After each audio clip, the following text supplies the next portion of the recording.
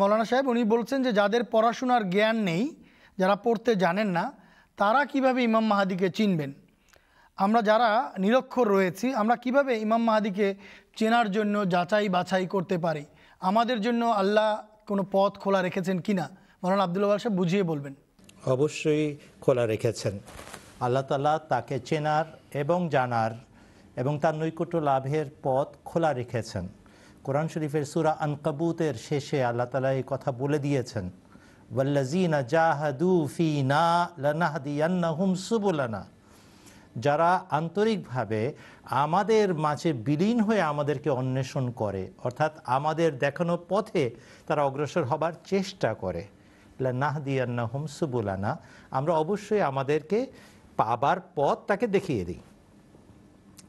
আল্লাহর ওয়াদা, আল্লাহর অঙ্গীকার, আল্লাহর প্রতিশ্রুতি কখনো ভঙ্গ হয় না, কখনো এটা ব্যর্থ হতে পারে না, এটা ভুল সাব্যস্ত হতে পারে না। অতএব দৃঢ় বিশ্বাস রাখবেন, আল্লাহ তাআলা নিজেকে উপস্থাপন করেছেন, যে আমাকে চায় সে পায়।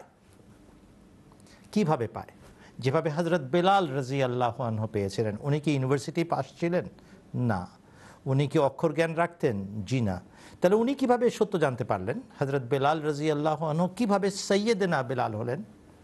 শুধু একটা কারণে, নির্মল চিত্ত ছিল। ইল্লামান জাআ বিকলবিন সালিম, আন্তরিকতা সহ নির্মল চিত্ত নিয়ে কেউ যদি আল্লাহর কাছে সমর্পিত হয়, আল্লাহ তাকে পথ দেখান।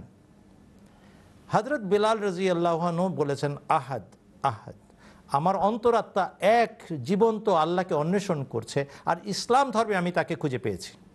অতএব আমাকে যত অত্যাচারী করো না কেন, আমি জানি এটা সত্য। আমার ভেতরকার আমি আর এই শিক্ষা মিলে গেছে।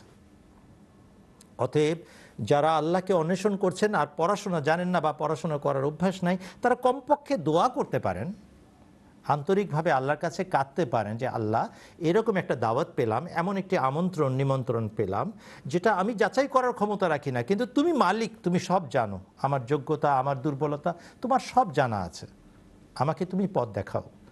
হে আহকামুল হাকিমিন, আমাকে তুমি পথ দেখাও। হযরত মির্জা গোলাম আহমদ কাদিয়ানী আলাইহিসসালাতু ওয়াসসালাম 1892 সালে এই বক্তব্য রেখেছেন। তিনি বলে দিয়েছেন যে যারা আমার সমস্ত যুক্তি প্রমাণ উপস্থাপন করার পরও সত্য নির্ণয় করতে অক্ষম, তাদের জন্য আমি একটা সহজ পন্থা বলে দিচ্ছি। তারা দয়া করে শেষ যুগের আলেম ওলামাদের কাছে যাবেন না, কেননা তাদের বিষয়ে সতর্কবাণী উচ্চারণ করেছেন মহানবী সাল্লাল্লাহু আলাইহি ওয়াসাল্লাম। আমি তাদেরকে বলছি, স্বয়ং আল্লাহর দরবারে যাও, যার পক্ষ থেকে আগমনের দাবি করছি আমি। কত বড় কথা বলেছেন, আমি আল্লাহর পক্ষ থেকে আবির্ভূত, অতএব আল্লাহর কাছে বিচার দাও। ঈশার নামাজ পড়েন, 2 রাকাত নফল পড়েন ঈশার নামাজ শেষে ঘুমোতে যাওয়ার আগে। প্রথম রাকাতে সূরা ফাতিহার পরে সূরা ইয়াসিন পড়েন, 5টা রুকু আছে। আমি এখন সহজ পদ্ধতিটাও বলবো, আগে শুনে রাখেন। প্রথম চিকিৎসাপত্র, সূরা ফাতিহার পরে সূরা ইয়াসিন পড়েন।